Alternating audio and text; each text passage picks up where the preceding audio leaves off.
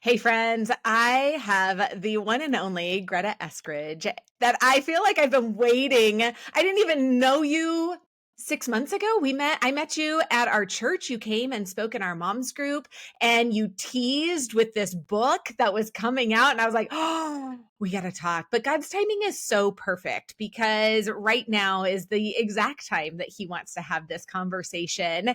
So welcome Greta to the Rip It Off podcast. Well, that was a great intro. Thank you. I'm thrilled to be here with you.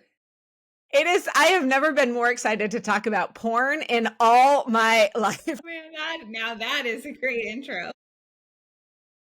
Yeah, maybe I should have led with that. I tell you, I'm pretty sure you're like me. In fact, listening to your book, I feel like we had a very similar upbringing, and I can guarantee that neither one of us said, gosh, when I grow up, I want to use the word sex and porn as often as possible. Mommy, how do I do that? No, that was definitely not my experience. I don't think I even said the word porn till I was well into married life. And if And you then did, with like embarrassment. right, and it was like whispered, Yeah. like you Yes. just enunciate it just enough for those eyes that are looking at you to say Yes. that. And I before we started, I said it was, it's one of those things like if we don't talk about it, it doesn't exist. And as you can attest, it that does not work No, at it all. does not. It does not. And it's still happening today for so many families, for parents, for marriages, individuals. We're hiding from it because it is so scary. It's so awkward. It's uncomfortable. It's laced with pain. And we just like, why would we want to bring it up? Right? Like, nobody does. Like, I always start my talks when I speak in any venue. I always say, I'm so glad you're here. It's a big deal because nobody wants to talk about porn, except apparently you and I. I mean, there's a handful of others that are like, yeah, okay. I mean, let's see what happens here. Absolutely. Okay. Before we get too far, just introduce yourself really quick. Tell everybody about you, and then we'll get ripping. Okay.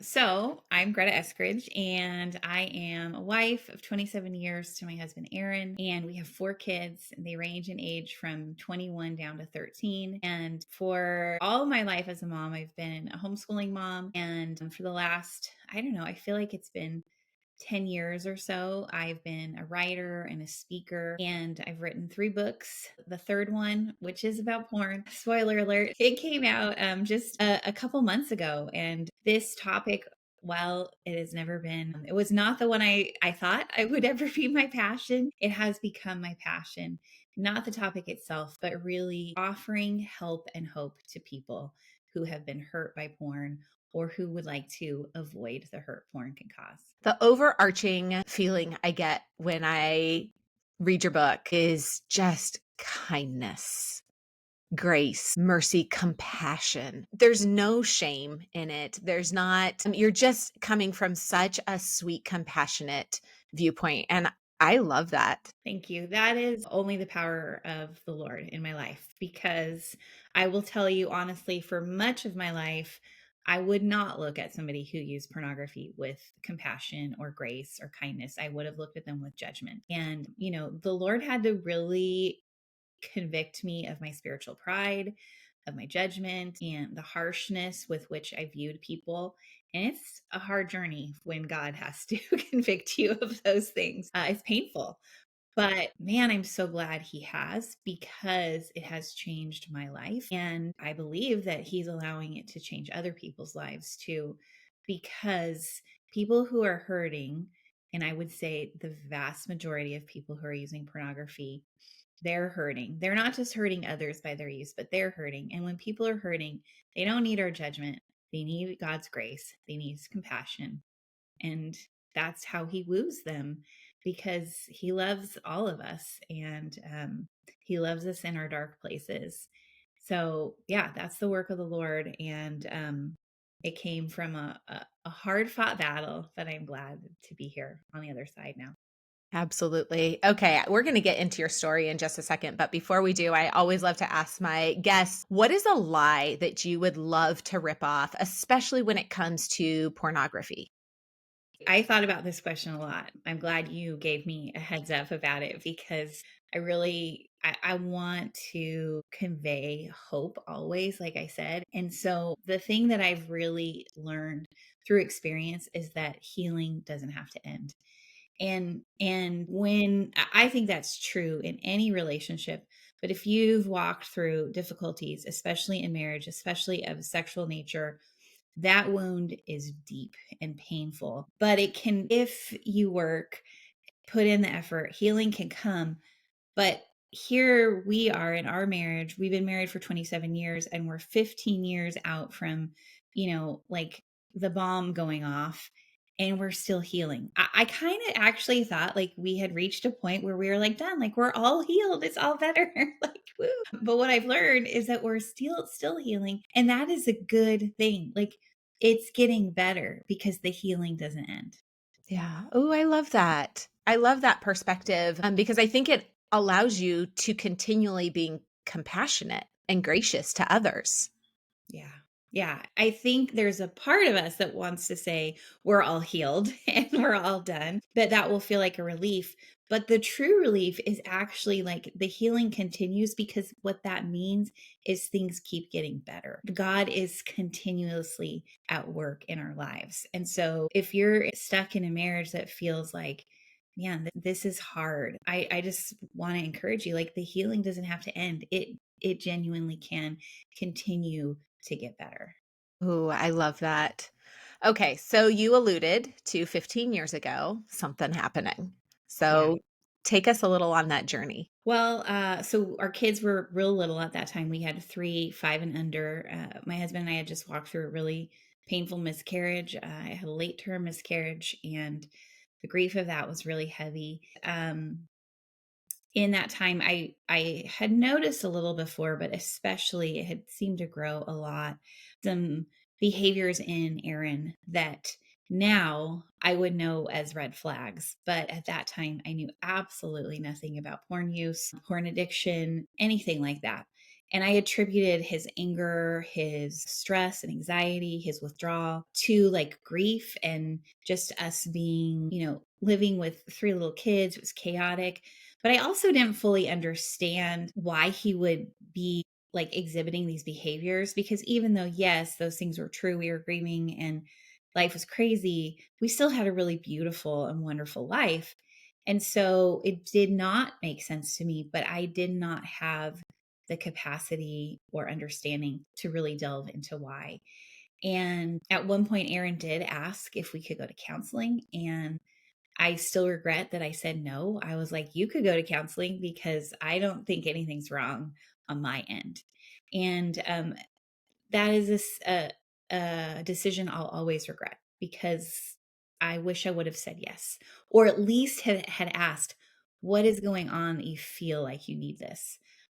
But I couldn't, I didn't ask, and I couldn't even fathom why he would think we needed to do this, because as far as I could see, he was the one who was having the problems. And it was true, but we could have worked through them together. Yeah. So what ended up happening was a few months later, he confessed to me that he had an affair, and then that he had a porn addiction. And what I didn't know at that time also was that very often a person who's using pornography with any kind of regularity is often tempted to move beyond pornography use into other unwanted sexual behaviors, whether it's an affair, whether it's, visiting massage parlors, viewing other types of more grievously awful pornography. I didn't know any of that because I didn't understand that world. And so I was shocked. I was devastated. I was brokenhearted. I was angry. I was grieved. It was the loneliest, hardest time of my life. And Aaron was repentant immediately. He wanted to get help. He wanted to pursue healing for himself and for us as a couple. And I did too. But that didn't mean that I still wasn't feeling all of those other things, because of course I was. That first year, especially, was wildly hard, and yet also wildly beautiful, because I was so deeply connected to Jesus through it. He was literally my savior, because I couldn't have done it without his help. And that was where this all started 15 years ago. Wow. Isn't there something so sweet about your deepest heartache being some of the sweetest times because you realize Jesus is like, I've been here the whole time. Like, I've always been here. And all of a sudden, your eyes are open. You're like, oh, that's right. You Yeah. are here. Yes. Yeah. Actually, Aaron and I were just talking about this last night. We were sitting at the table talking about how he had this similar experience of like, you reach the bottom, and Jesus has never walked away. He's always been there. But when we are at the end of ourselves, is when we're like, oh, I need you so much. And he's like, I know, I've been here, I've been waiting. And, I will always look back on those days with sadness in my heart because it hurt so bad. But I also think back and I think about like those moments when I was just sobbing in the shower, right? Because I didn't want the kids to see me crying. And I think like how many times God met me in the shower as I was crying because it was a safe place for me to cry. And he would meet me there and he would comfort me and he would just listen as I cried and poured out all of the heartache. And he was big enough to hold it all. And how beautiful that was. And so like for there to be just immense grief for the sin that occurred, but also just this immense gratefulness for how God held me through it. It doesn't make sense, but God's kingdom doesn't make sense. It's bigger and better than the way the world works. There's something so healing about the shower. Yeah. I've done the same thing. Like, you just walk in there, like, you're supposed to be wet, so it's Yeah. okay. Like, nobody can really tell if they should walk in. And there's just something really freeing about that space. And yeah, I don't know. The Lord just always seems to show up in the shower. Yeah. I don't know what that is, but it's such a sweet time. And I often feel like the times are my darkest days have felt like you're on that boat, and Jesus is there and it's still, but there's this hurricane and everything going on around you, but you're like, but it's still, there's just like this peace Yes. that's there. Yeah. Often times where I miss that. Like, I'm not, I Lord, I'm know. not saying bring a trial, but I just like that closeness that is Yeah. there. Yes. Precious. Yeah, that's a beautiful description. I love that you're on the boat and the storm is raging all around, and yet somehow there's stillness and peace with him because you're in the boat with him, Yeah, it's or truly he's in the that boat with peace you. that passes all understanding. Like, Yes. it doesn't make any sense to anybody outside, and I'm sure to people looking at you that maybe didn't know, or the few that did know, they probably looked at you and just like, because we have in our head, "Oh, if my husband did that, I'd be gone. I'm going to do Yeah. this. I'm going to do that." And yet God is so gracious and kind. And I know, because here you are 15 years later and the testimony that you have here. So, okay, this happens. Yeah. You don't immediately write a book. So No, but I wanted to actually. it's probably good you didn't at that time. It might have been a little too Amen. raw, a little too, it would have been good for you. But what I love about what now, prior to this happening 15 years ago, were you guys on the same page as far as technology? Did you have this mindset of this is not, we're going to be really careful about how we expose our kids to technology? Was that something that was already on your minds? Interestingly enough, it was, but not really in connection to porn. Like I wasn't, I mean, our kids were, like I said, they were 5 and under. So we were a low tech household. Like we didn't have a TV, but we hadn't had a TV before our kids were even born. We didn't, they weren't watching, videos. We had chosen to be a low tech household just because we wanted to emphasize things like books and creativity and art and drawing. Those were things we really valued, and we knew like being like having the screens around would steal some of that from them. So that was already a decision we were making. But we weren't, at least I definitely wasn't thinking about it in terms of what they were going to be exposed to in terms of pornography or inappropriate content. I hadn't even gotten there yet. And then, but we also were on the same page about creating a healthy sexual culture in our home. Because here's the thing that's important to understand, and I didn't know that at the moment, that while Aaron was struggling with this, use of pornography, it wasn't that he was willingly consuming it. He hated it. He hated that this was a part of his life, and he tried so hard to quit. But he had zero support, zero knowledge, zero accountability, zero help. It was just he was slogging through it on his own, and that is a very hard and lonely journey. And so he wanted to offer something better to our kids, just like I did. And so we were on this road of like, well, how can we create a more open, healthy sexual culture than what we grew up in, which was we don't talk about sex. It feels shameful. It feels embarrassing. We certainly don't talk about pornography or other things. We just basically don't really talk about it till we have to tell you what sex is, and then you'll know, like, don't have sex till you're married, and then suddenly everything will be great when you get married because that's what everybody says. And that's it. That was how both of us grew up. And we don't blame our parents. They didn't have tools. They were raising their kids in the 80s and 90s when that was the way it was. And so we just thought, well, how could we do it better? Because we recognized that there were holes, there were places where things could be different and things could be better. And they certainly could. And in Aaron's secret life, this life of porn use, he definitely recognized where things could be better. But again, there's so much shame in the use of porn, especially in when it reaches the level of addiction. There's so much shame, especially in the Christian community. Who is he going to tell? He doesn't want to tell anybody. He just keeps praying, Lord, help me get better. And the Lord did help him get better, but he needed tools that he didn't have at the time.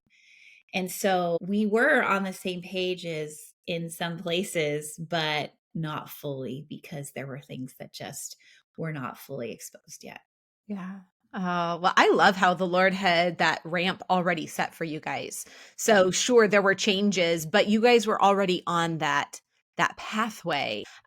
It's mind blowing to me. Like one of my daughters had a Chromebook, and I think she was like 5, and came downstairs one day and was just like, she didn't know what she was looking at, but she knew it was wrong, and she gave it to us. And it's funny, we took it and we were like, oh, honey, you're not in trouble. Like, I don't remember what we said, but I'll be honest, we've never had a conversation about that instance, and I need to. But for the longest time, I was like, oh, I don't want to bring it up again because I don't want to bring those images back up Yeah. into her head. And yet we talk about all kinds of other things. And now I'm like, okay, now she's an adult. I'm just curious, like, does she even remember that at all? And what was shocking to me is how readily accessible it was. She was playing a game. It was a Yeah. pop-up ad. It's everywhere. It had nothing to do with the thing that she was doing, Yeah. but it definitely made us more aware of like, oh my gosh, that's there. It's in front of all of us. Yeah, Yeah. it's kind of wild. And the thing is that I think people really need to understand, parents, especially as you're, letting your kids hang out online and spend time on the internet. Like, it doesn't even have to be that they see porn the first time. It could be something that triggers them to want to see more. So, for example, I don't know, a couple weeks ago, one of my sons was showing everybody else, the whole family, a video on YouTube. And we all know the rules about YouTube, safety, etc. But we were all in there together, and an ad came up before the video, and it was not like a pornographic ad, but it was very sexualized images of women's butts, pretty much only the butt, in leggings, very sexualized, very objectifying for those women, because they had no faces, they had no humanity, they only had their sexual body part, their rear end. And so my son, he's like, "Oh, we don't need to see this." And he closed the computer till the ad was over. And I thought about like how, like, we all knew how to handle it, right? But what if your kid, you've never had a conversation about objectification and, women's, like, focusing on a woman or a man's sexual body parts, removing their humanity, that could be a trigger for a kid who's never had a conversation to be like, wow, that made me feel something. Because of course it would, because we are built as sexual human beings. That is not wrong. That's how God designed us. But it could trigger something, and they feel something, and they're like, oh, I kind of want to see that again. I want to look for more. That is a natural response. It is not shameful, it's not bad, but it can lead to bad things if they don't know what to do with that feeling. If they don't need to talk to you about it and say, hey, I saw this, it made me think of something, I kind of want to go look for more. Instead, they just go look for more, and who knows what rabbit trail they could go on, and what they could see because they're looking for more. And that's why I think it's so important for parents to talk to their kids about all of this stuff, as awkward and as weird as it sounds, because we're living in a time where a kid could say, I want to see more. And there is no end to what they can see.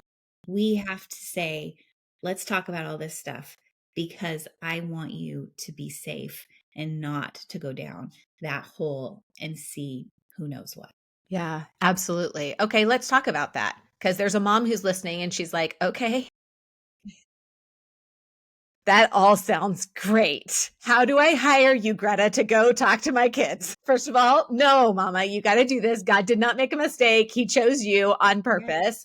So let's encourage her because you do. Your book so beautifully goes through these. And I will tell you, we talk about a lot of stuff in our house. You listen to things and you realize, oh, wait, we need to touch more on this. But I listened to your episode where your friend interviewed you before the book came out. And I was like, oh my gosh, I need to talk to my youngest daughter and just ask her, have you ever? And so we did. And my kids are kind of used to, that not, we're definitely not to your level yet, but I aspire to it. But mine are 22, 19, and 15. And I'm like, hey, I got a uncomfortable question to ask you. And so, we do. And they're like, okay, now what? But it's not really that uncomfortable, mainly because we have had some of those. But what about this mama who's like, I got a 3-year-old, I got a 5-year-old, I got a 7-year-old. How in the world do I even broach this subject? Because honestly, I want to run from it. Yeah. Well, that's really why I wrote the book because I had years of parents asking me, they're like, what do I say? Tell me exactly what to say. Do you have a script? And so in the book, I have literal scripts for parents to read. But since you don't have the book handy right now, listeners, I will just tell you basically what it sounds like so that you could hear it in real time. And then you can be like, okay, I heard it once. I'll read it in the book and then I'll be able to do it. But it's not nearly as scary to especially to talk to your little kids about the topic of pornography because number one they don't have all of the weight and baggage and heaviness that we do around the term pornography. For the vast majority of kids under the age of I would say 8, 9 years old, they don't have exposure to porn, thankfully. And so you're not like weighing them down, you're actually giving them tools to avoid a lot of the pain that you might carry or others carry. So the conversation is as simple as giving them a definition, the knowledge of what to do, like the actual tools, and then telling them to come talk to you. So a friend said this the other day when I was on a podcast with her and she said I could use it, that you want to tell them to stop, talk, or stop, walk, and talk. So stop looking at it, walk away from it, and talk to you. Ooh, I And love that. they need that plan. But in order to tell them what the plan is, you first start the conversation with something like, hey, sweetheart, I need to talk to you about something called pornography. And you use the real word. There's power in them knowing the real word. Pornography is pictures or movies of people who have no clothes on, the places that a bathing suit usually covers. And we know we don't show those parts of our body to anybody. They don't look at those parts of our body.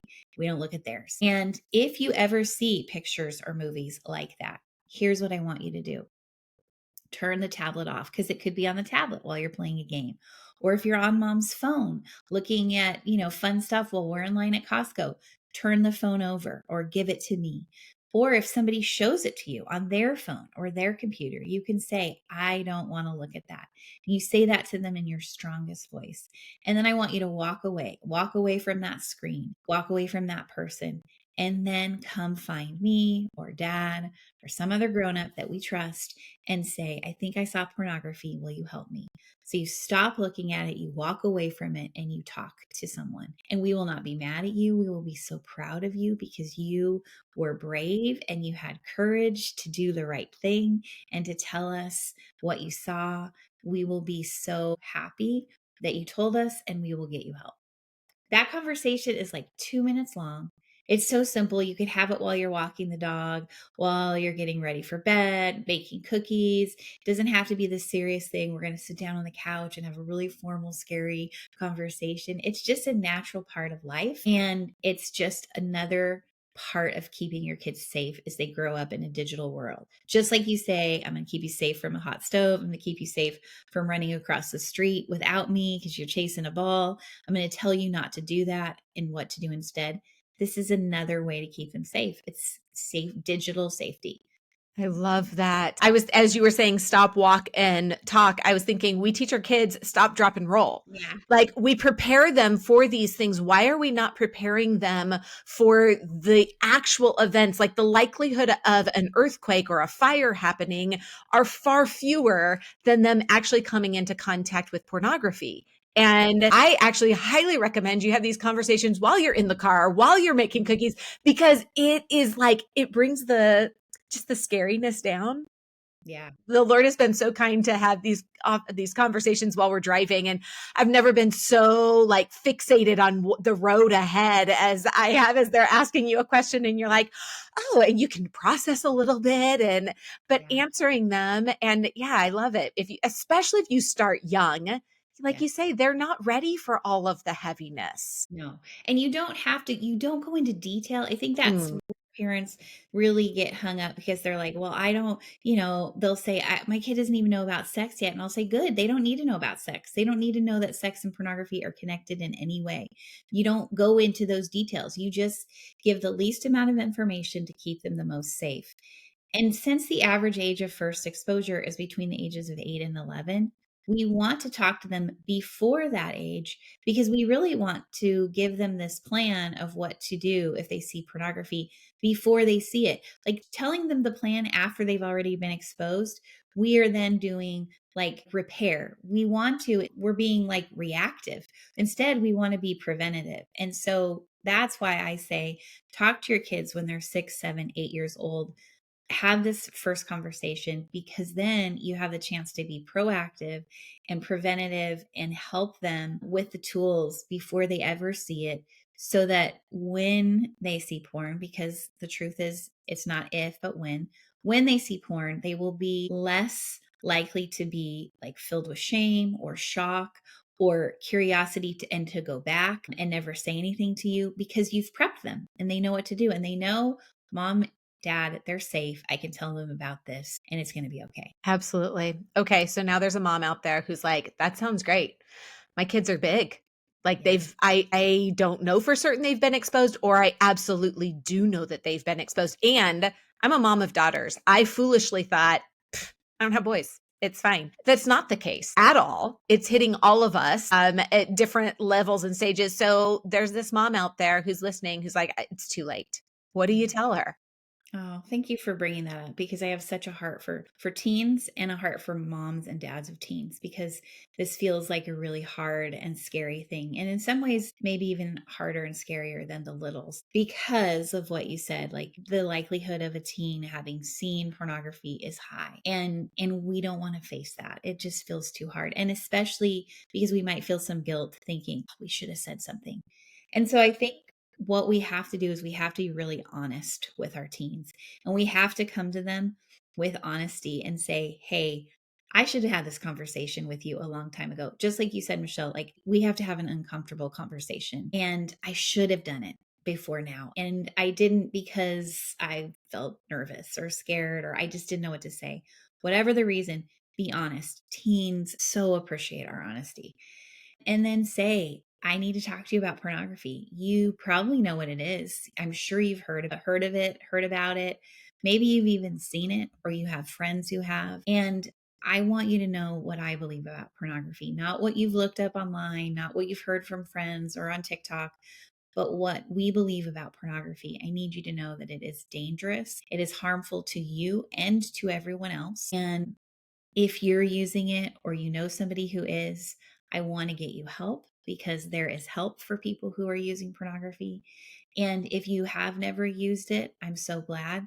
But the chance might come, right? The opportunity is there. And I want you to know what to do if that happens. And so I want you to know an escape route and you give them the exact same plan you give to the littles. Maybe you're going to change the language, but they still need to know, okay, stop looking at it, walk away from it, and talk to me. Come talk to me. I am your safe place. I love you. I want to help you. I want to protect you.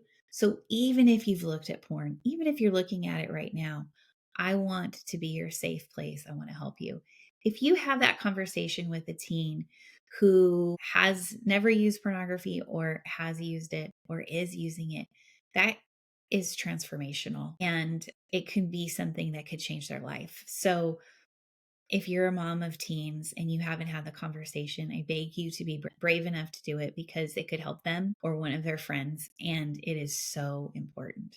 Yeah, absolutely. And your book is just so, I don't love the word empowering, but it really is. It gives you kind of that wind behind your sails of like, you know what? Okay, okay, I can do this. I got Greta in my back pocket. Like, we can do this. But also, like, the Lord wants you to have these conversations. Parenting is hard, and it's not just about dropping your kid off at kindergarten or college or any of those. It's all of the conversations that we have along the way.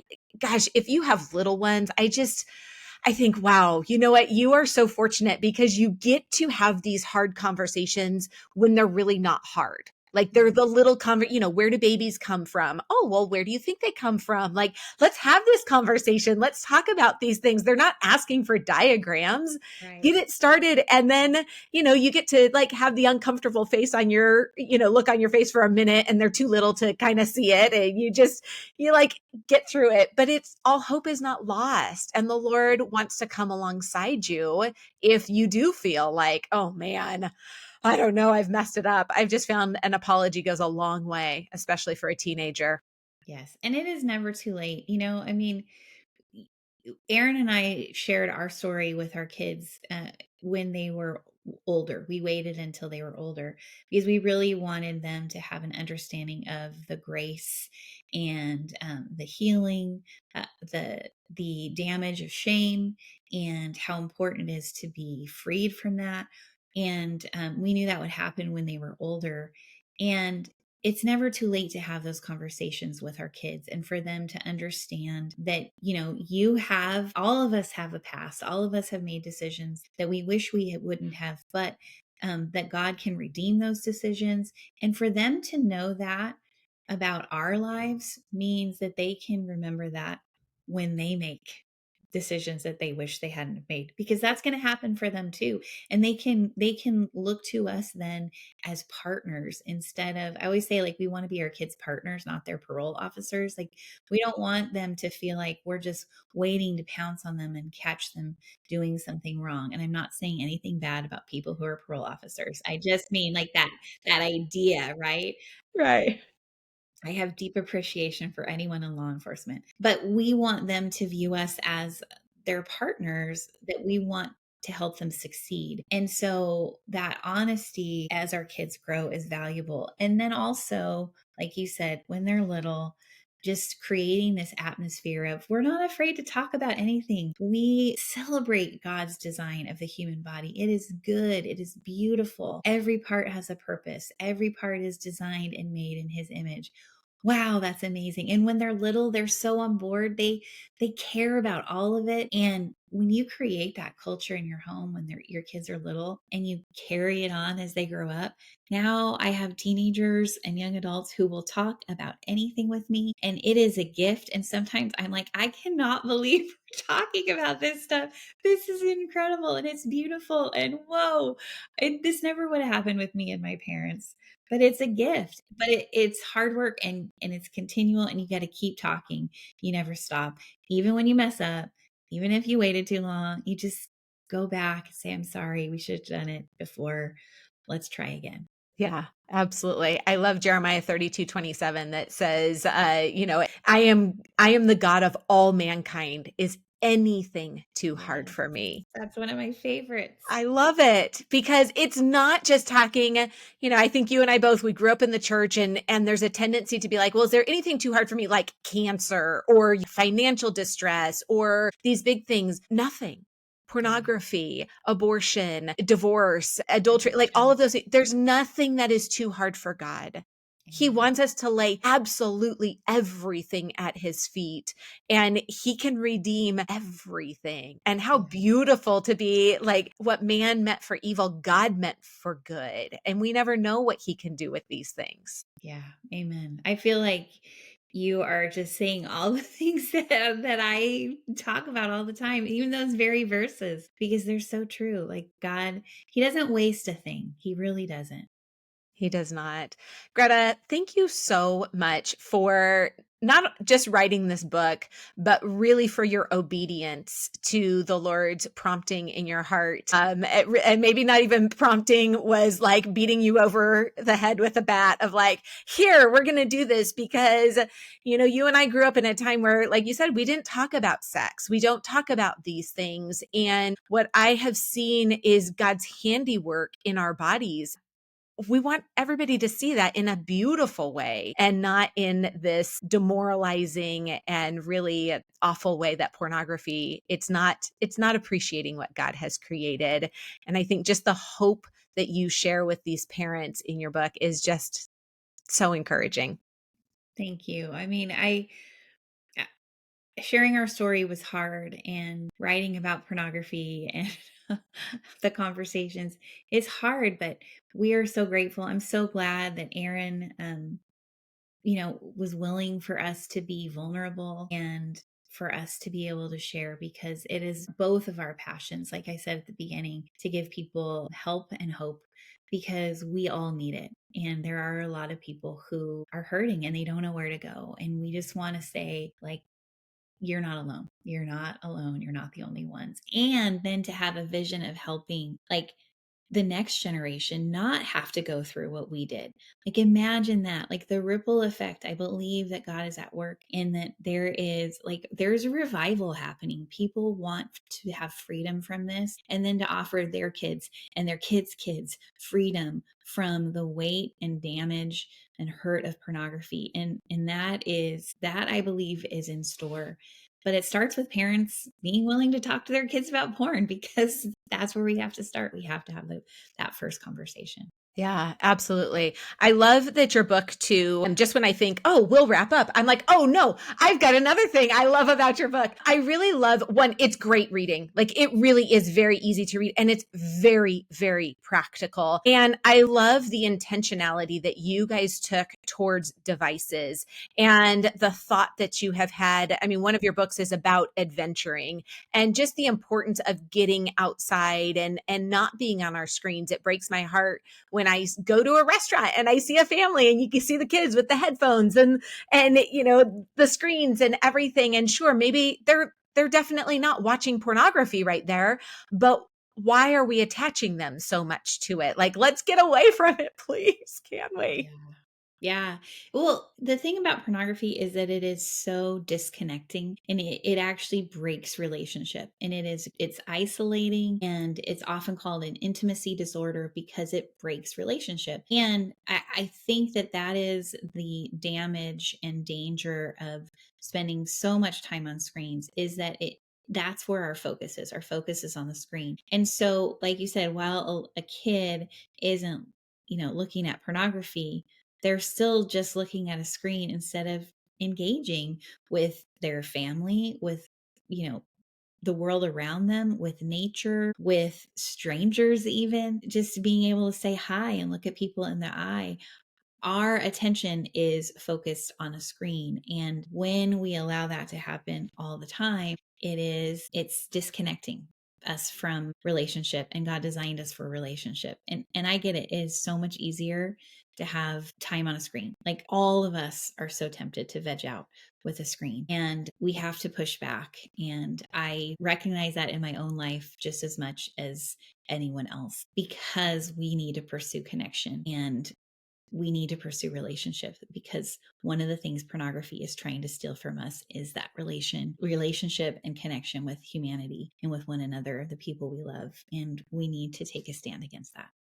Amen. I love that. We're going to finish there, my friend. Can you tell everyone where they can find you and where they can find your book? Yes, the book is everywhere. It's called It's Time to Talk to Your Kids About Porn. And you can find it on Amazon. You can find it Barnes and Noble, christianbook.com. Walmart online even has it. It's all over the place. You So have made it big. It's Walmart online. Walmart online. They don't carry it in the stores yet. That's a little too much, I think, but maybe someday. And as for finding me and the work that I'm doing, the most active place I'm at is Instagram. You can just look up Greta Eskridge and I'll pop up. But I have a website, gretaeskridge.com, if you want to contact me. I love speaking in churches, schools, at different events, because I think face to face, that, relationship and connection is so important. So look for me. I also have a podcast. I always forget. I've only been I was doing going to it say you for have a a year. podcast. I've been doing it for a year and I still forget. There's too much. There's too much in my life. So there's a lot of Greta out there. Just Google Greta Eskridge. I don't usually tell people to Google, but I'm a safe Google search and you'll find all the things that I'm doing in all the places that I am. Well, I love everything that you're doing. It is so needed. So thank you, my friend. Thanks for having me and for being willing to talk about porn. It's a big deal. You have paved the way for so many people who are listening right now. Thanks. It's been a dream of mine.